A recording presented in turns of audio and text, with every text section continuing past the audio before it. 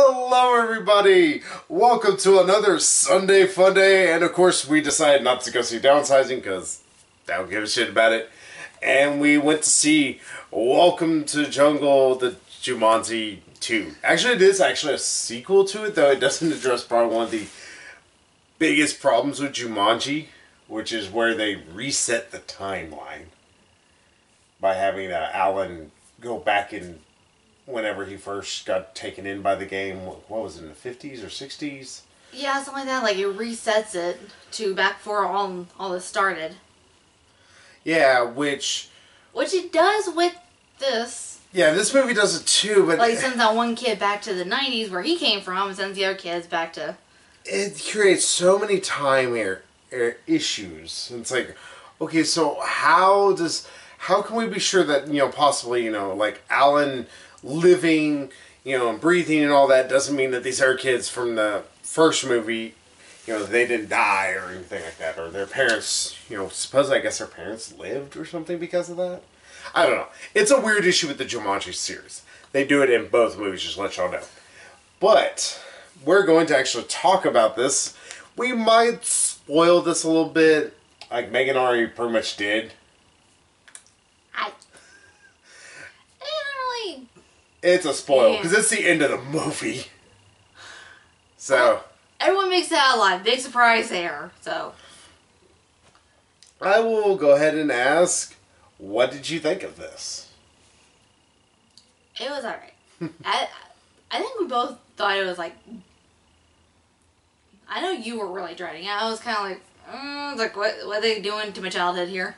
But it was not as terrible, surprisingly, as we both were thinking. It wasn't great either. It wasn't like masterpiece, but it ain't. It could have done without the 18,000 dick jokes, it felt like. It's like, oh my god, this movie in dicks. Those who have seen the trailer, you know exactly what's going on in this movie. Jack Black is a teenage girl. But he's controlled by a teenage girl. Well, that's what I'm saying. He's a teenage girl in a, this grown man's body. Yeah, but yeah, what it is that these four kids, they stumble across a game called Jumanji. Though before all this, you see his other kid from 1996, which ties it in with the first one. It's actually a sequel.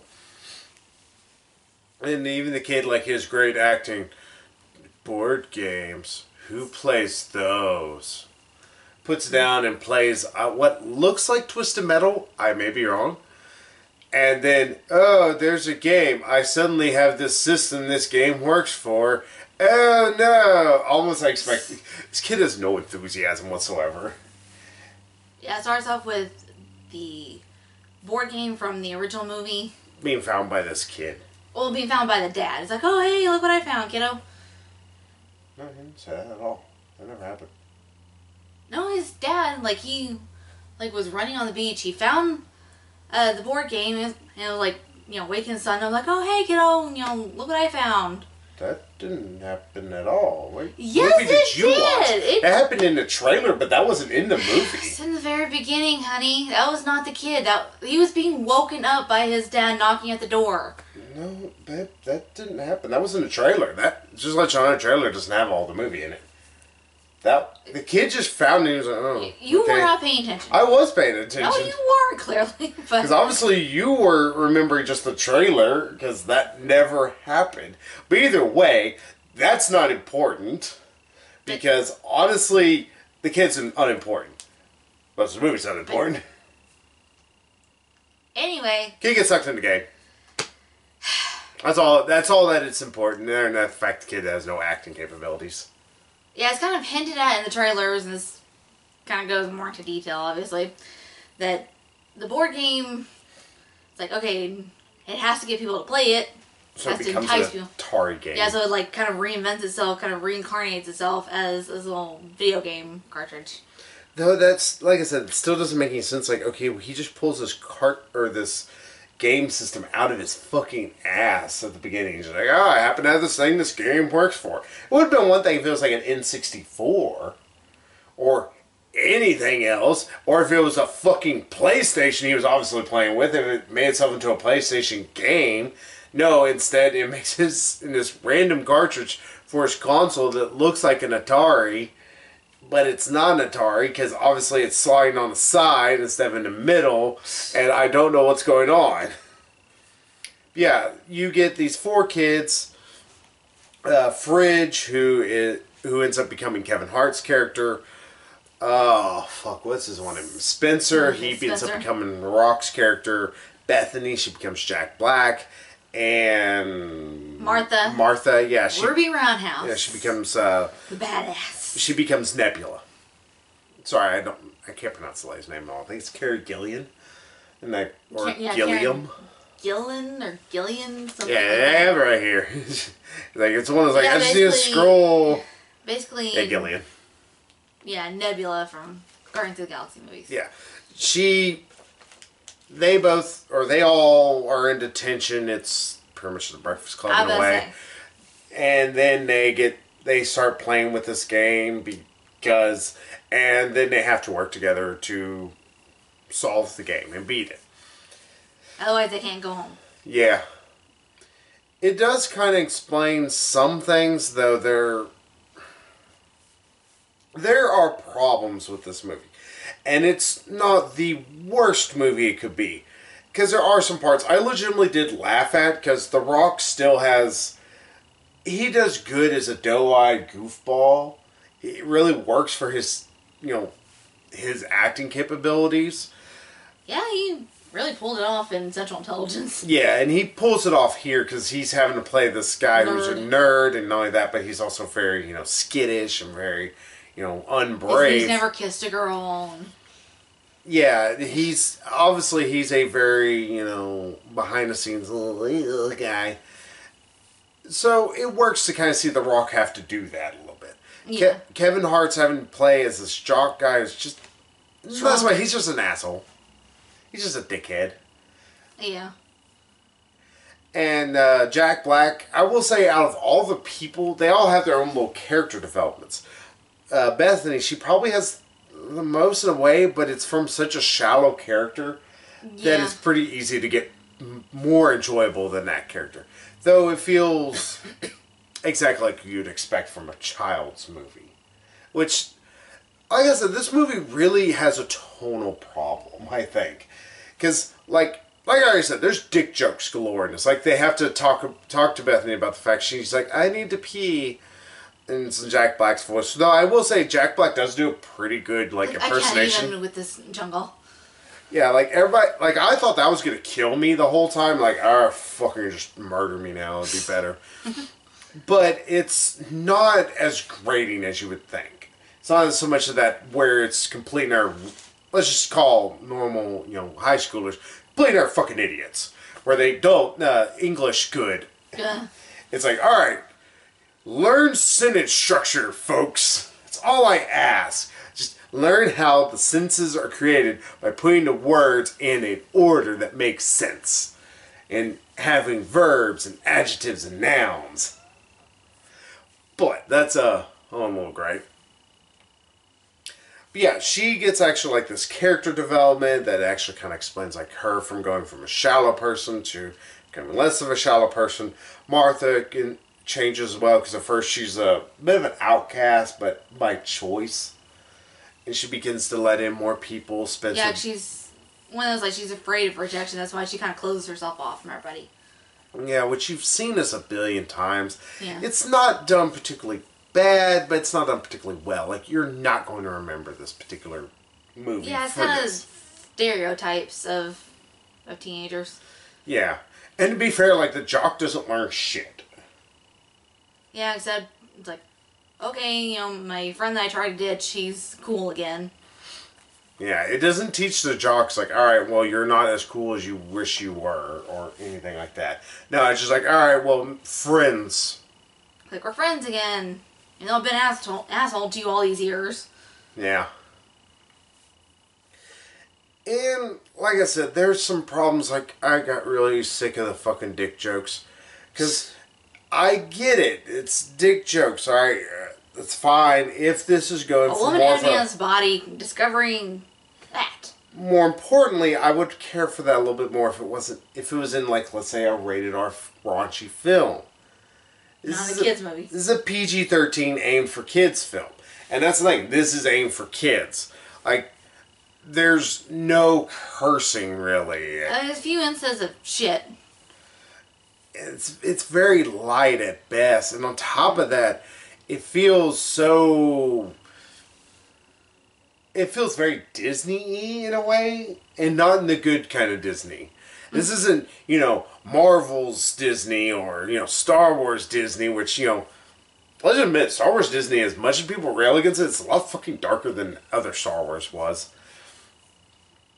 Here you have very kid safe. But because of that sudden shift over, we're like, alright, we're going to talk about dicks for about 5 minutes.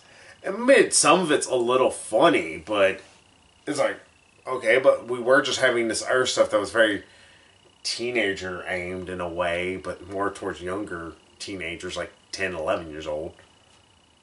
We call those preteens. They're still teenagers nowadays. They're all scum of the earth. That's all I care about. Wow, Charlie really showing his dislike of children. I just dealt with fucking people at fucking Target just like maybe an hour and a half ago. I'm good with all of humanity just disappearing for a little bit. Y'all can be gone for a couple of weeks. I'll be alright. Oh, but with, all the obvious, stereotyping and everything, that's part of the issue with this film. It's by the numbers. And not only that, it's a little long-winded. After a while, you're like, alright, cut out these dick jokes. It's still going to be just as funny as it was, because I didn't find me the dick jokes very funny. Like, only one sort of was. Like the one where she's sitting there, it's like, oh, this is so much easier. Especially since I have, like, a little handle. It's like, you guys have, like, a little handle. Yeah. That to me was kind of funny. It's like, well, y'all got, like, a little handle y'all can hold on, like, actually. And he was like, we gotta, like, sit and just... Spray and pray. I think it's like, this is an apt description of how the female vagina works. Well, that's why we said. Yeah, it's a little spray and pray. Oh, they have tubes now you can, like, hook up into there and so pee. we can pee standing up. I don't know why I fucking want that. Unless you're a... trans. Yeah, like you're transsexual and you're transitioning from a woman to a man, but you still have, you have 80 parts still. But yeah, because of the stereotyping and also expected from this movie, you're not going to hate it, I don't think, because there's nothing outwardly bad.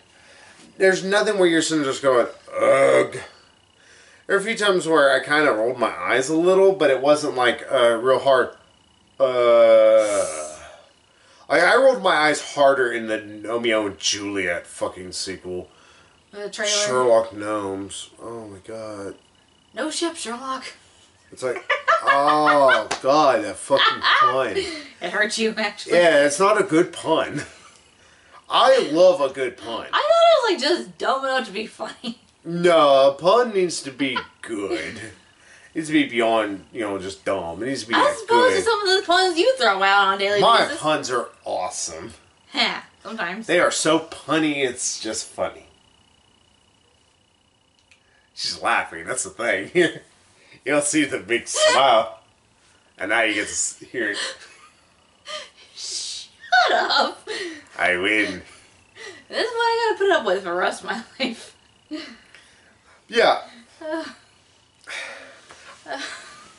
I think another thing with this movie, more I keep thinking about it, I really wish there were more animals in it. Like, when you think of Jumanji, the first Jumanji film, animals galore. Sure, the fucking effects have not aged worth a shit, and some of the... We got bugs aplenty. Yeah, like, there's this big bad guy who he's bad and evil. Yeah, I'm gonna talk about that. Yeah, I find it funny that he was actually named Russell Van Pelt. Because that Van Pelt was actually the name of the hunter from the first one. Yeah, and so, sorry. I think he's just kind of a video game kind of reincarnation. Yeah. Like, he's got a different outfit, he's a bit younger, he's got a different motivation. His motivation is he's evil. He's greedy. He He's wants evil. control of all these animals in the jungle or something. He is evil. It's not a very in-depth villain. It's Steppenwolf. For crying out loud, it's fucking. He's got a little bit more depth to him than Steppenwolf, I think. Steppenwolf didn't have any depth. This guy didn't have any depth. The only depth between them is that they are evil. Mm. But even then, like, they don't seem to ever pose. He doesn't pose much of a threat. Most of the times, they're killing themselves over stupid shit, which is a sign when your bad guy's that fucking lame that he's not even the major reason for the character. He's barely deaths. in it. Most of the conflict is them trying to survive the damn jungle and survive their own stupidity. Yeah, like one of them pushes the other off a cliff, like because he's mad. Yeah, just because they're guys, they're teenage boys, and they're fighting over stupid bullshit. Mm-hmm. It's like, oh my god, put your dicks back in your pants. But yeah, like I said, it's like, I will say, it's like, I want more animals. Like, first Jumanji, there's a bunch of animals. There's spiders, there's crocodiles, there's lions, tigers, bears, oh my. Yeah, monkeys. There's a stampede of animals that are constantly tearing through this fucking town. Here you get rhinos, an elephant, jaguars, though I swear they're cheetahs. I don't know. I'm going to look it up in a bit, and maybe I'll post and add a little spot in the details. Go, yeah, they actually were jaguars. Kevin Hart's character could tell us. Yeah, and supposedly he said they are jaguars. So. And there's like a single snake. Well, except this one point, there's a bunch of snakes. It's like, it had to be snakes, pretty much. Yeah, you would think they would have quoted a little like, Indiana Jones there or something. Yeah, prime opportunity. Throw that line in there. Oh, it had to be snakes. Mm-hmm. And it never felt...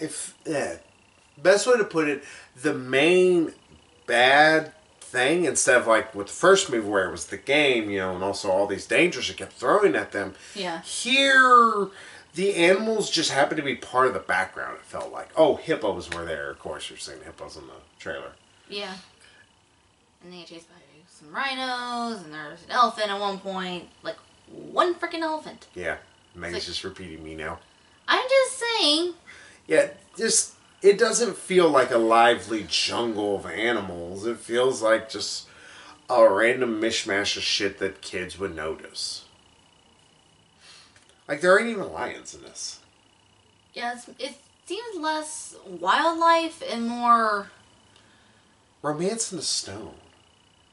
In a way. Because Romance in the Stone, the big thing was them fighting against this Colombian drug lord. Or not drug lord. A Colombian... he was a general or colonel of some sort who led this mini army to try and kill all these different people because he wanted to keep Colombian treasures in Colombia. And this other guy who they were pretty much, they're stealers of artifacts and stuff like that. I don't know how to describe them. Yeah, it's like, it felt more like Romance in Stone, except for Romance in Stone was clever and it did something with its idea and, had really great music and everything. And had great chemistry. Well, I was talking about the jungle setting itself. Yeah. It's like, it's less wildlife and more just like the sweaty, annoying, oh my god, there are bugs and things out to kill me everywhere. And even then you don't get much in the way of bugs. They just mention them. Well, bugs crawling all over that one dude. Yeah, but even then it's just the bad guys. Just to make him weird. I was like, big freaking nope. Big nope for me. It's just, because of that, it felt very simplistic. It's like, they could have done a lot more. Like, we could have cut out the dick jokes, and if we still wanted this to be 2 hours long, you could have put in some lions, or instead of the chase of the, freaking cars, because not only that, but this guy, he got this jewel and supposedly can control all these animals, but he seems to do fuck all with it. Like, at best, he uses it at the end to control these leopards, or jaguars. Yeah. And it's like, okay, so you've used your powers for that thing only. Oh, because he spit out a scorpion at one point. Yeah. Other than that, he did nothing. Yeah, he killed one of his own freaking minions. Yeah, because you let them get away. It's like, it won't happen yet. Oh, I know it won't. Yeah, typical. You've heard the lines, you've seen the line, and you know exactly what's going to happen. But like I said, it's not the worst thing ever. It's just, I'm going to forget this movie in 2-3 days. Like, people are going to ask me, what'd you see this week? Oh yeah, I saw Jumanji, Welcome to the Jungle. How was it? It was something I watched. I couldn't tell you anything about it. So, what did you like from this film? I'm just curious. Kevin Hart and The Rock. They were funny. Kevin Hart, the biggest problem, he was still just a dickhead the entire fucking movie. Kevin Hart doesn't do good as an asshole. Just because, one, he's way too short of a guy, and not only that, but him being an asshole... The top 2 feet of my body! Not only that, but also him being an asshole, he makes him really screamy. He was screamy in this movie. Yeah, I noticed that. I was like, kind of adopted and kind of a Will Ferrell. Like, oh my god! Like, I wouldn't call it Will Ferrell. I'd call it a Chris Tucker. And we're not talking about the, decent Chris Tucker from Rush Hour 2, where, the screaming was the thing, but at least he still looked like he could legitimately kick ass every now and then. We're talking about Fifth Element Chris Tucker, where you're like, oh my god, because somebody put a muzzle on it. I didn't mind him that much in Fifth Element. He already screamed the whole fucking time he was on screen. I mean, like, one or two points where it was like, okay, we get it, shut it. But in Shut I it. I actually didn't mind it. I'm weird like that. Yeah, you put up with annoyance really easily for some reason. I guess that's the reason why you can put up with me. Not to say. Yeah, I couldn't stand really most of Chris Tucker. Kevin Hart. Kevin Hart's character, he just really rubbed me the wrong way. I like Jack Black. He was the right amount of pomp, as you expect, but at least enjoyable. And he did his part well. The Rock is always fun. Yeah. Karen Gillian, she was fucking wooden. Like, I know this, like, the girl who plays Martha, she was, fairly, Like, yeah, she's that one girl that you always know that eventually, later on in high school, you're going to learn she either cut herself to death or she owns 55 cats. There's not a middle ground there, sorry. But I know she's fairly, withdrawn, but Karen Gillian plays it even more withdrawn to the point to where she sounds like she's bored with everything.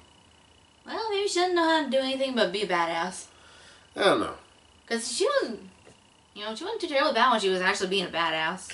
Yeah, like her, fighting capabilities are great, but her actual acting chops seem shitty, and I know she can do better. I mean, I've seen her in Guardians of the Galaxy Volume 2, and she can bring a tear to your fucking eye, but instead, it's like, oh, okay, so I can care about none of what she says because it doesn't hold any weight, nor is it important. Well, I cared about her more than Bethany, Jack Black's character. I liked Bethany. She wasn't, the worst thing ever, and she became a better person. That's the thing. I prefer a character that actually can grow, and even if it was a very shallow development. Yeah. Because to be fair, Martha had almost no development. Her development was just, pretty much hey, like she used to open up and let people in. Yeah, and even then she doesn't do it until somebody opens up to her. To me, it sets a, very like, okay, well, that's still a very shallow thing. Like, she can't do it herself. She just have somebody else do it for her. Kind of get what I'm saying? I don't know, I tuned you out. Yeah, anything else you liked about this movie?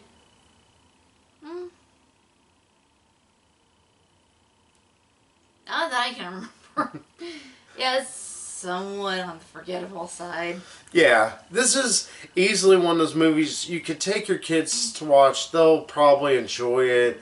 They'll never fucking remember, and you will not either. I mean, I did like the nods to the first one. Mm-hmm.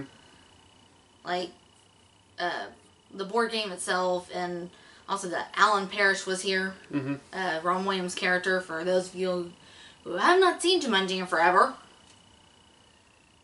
But although you talking earlier about it kind of messes with the timeline of it's like it kind of resets like well why how it's like why is that that there house that he built like why is that still there and why does it say Alan Parrish was here and also was anybody really writing like so and so was here back in like the 50s or 60s? It's like it seemed more like it was like 80s or 90s type of thing. I don't know. That was before my time. I don't know. I'm rambling. I'll shut up now. This movie does this time what Power Rangers does to science. We just beat it over the head with a baseball bat and throw it in a river. It fucks it about as hard as humanly possible in not a good way. Oh, but so let's wrap this baby. Yeah. Let's do what Jason told Tommy to do. Let's can this bitch. Sorry, I will always hear that as let's can this bitch instead of let's can this fish. Jason's enunciation is a little not there. Yeah, Austin St. John. Yeah. So, what would you give this as a final score? Solid 6. I'm gonna go a little lower because Kevin Hart's is a little too annoying for my taste. Like, the more I think about it, more I didn't like him. I give it a 5. It's completely in the middle of the road. You're going to watch it, like, okay, that's something, you're going to forget it. It's hard meh. Yeah, it's like, It's like, there are worse ways to kill time, but there are better ways. Yeah, you're not, like I said, you're not going to hate this. I don't think, first of all, I don't know the people that hold Jumanji in that high of a regard. They're like, how dare they destroy my childhood? This is my childhood. First of all, it was a shit movie to begin with. Sorry, y'all. Jumanji kind of sucked. It was kind of easily one of the more forgettable films that's ever come out. You're gonna beat me with your... I'm gonna say you're gonna beat me with your own Christmas gift. No, just... Yeah. It was a forgettable film that spawned a forgettable sequel. And so much I can say about it. Honestly, if you really want to go see Star Wars. It was better than this. Even though Star Wars still kind of annoyed me at points, but not as bad as this annoyed me. Oh, we actually do need to do something beforehand. I forgot. We need to can this bitch, and I forgot about next year. Yeah, we're going to go ahead and talk about the movies that are going to come out next year because these next 2 weeks or so, or next week for sure, we're not going to have a new Sunday Funday. We're going to have a new contentious top 10s. Mm-hmm. The reason why, and I will just put to y'all this way, there's nothing that comes out next weekend. The only movie that comes out is In the Fade, which I've never heard of, and I don't fucking know. So, we'll talk about what's coming out in January that we're going to see, so that way next week we can just do a whole bunch of contentious top 10s, and we can talk about all our favorite and least favorite films. Which I think our favorites are actually going to be the ones that are going to be more of us trying to really whittle down what is the best thing. For January 5th, that'll be, or the week of that, it's probably going to be Molly's Game, dependent, because I have heard that it might get a small release instead of a wide release. If not, it's going to be Insidious: The Last Key. Fucking kill me. Because I don't want to see any of those. For the next weekend after that, it's probably going to be either Paddington 2 or The Commuter. I have not heard really the greatest things about The Post, and I don't give a shit about The Post. I don't really want to see Paddington, though. Me either. Haven't seen the first one, don't want to. But I don't also want to see Commuter too much either. I don't even know what the hell that one's about. Commuter is taken on a train. Oh, yeah, now I remember what, yeah. Yeah, it's got the fucking poster is the one that, it's Liam Neeson. Here, yeah, if you grab Taken, I have it right there. Yeah, it is almost literally this. Here, we gotta hold that a little closer. Yeah, it's almost literally that poster, except for it says Commuter over it. It's like, are y'all fucking that lazy? Really? It might be that, if anything. After that, it's probably going to be 12 Strong. I know my brother's actually kind of looking forward to Den of Thieves, but... and then to end off the month will be fucking Maze Runner, which we have not seen any of. I've read the first book and hated. Wow, ain't shit coming out next month. Well, January's dumping ground. January's like, hey, well, we don't have the time frame in August to do this, so here. And to be fair, February's not looking much better. February's 50 Shades Freed. Megan's so looking forward to that one. I might try talking with my friends, see if I can get her to bite the bullet for you then. Sound good? Sounds like a plan to me. So yeah, that's next month. It's going to be really up in the air. It's going to be worse than November in terms of us just trying to figure out what the fuck we're going to go see. Mm-hmm. So, until then... March looks like it's going to be awesome, though. Yeah, March is going to be probably a really fun month. Mm-hmm. But yeah, forget Jumanji. You really don't need to go see it. If your kids just really want to go see it, you can take it to them, but...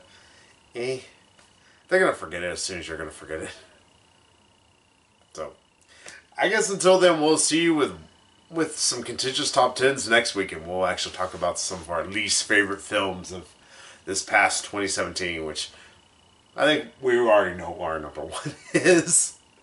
I think we both argue. We could say it together here in a minute, and we'll be like, yep, that's it.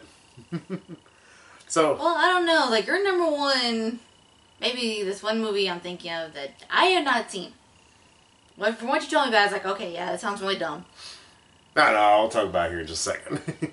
So we can't ruin the surprise. Well, until then, everybody, we'll see y'all next week. So, bye-bye, everybody. Toodaloo.